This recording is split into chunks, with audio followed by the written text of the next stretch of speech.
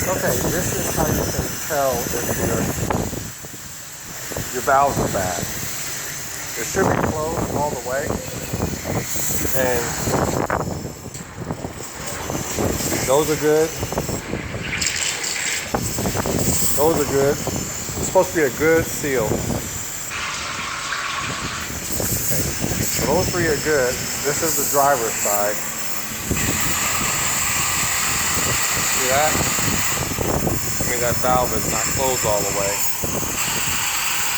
and neither is that one. So basically, we got two bad valves.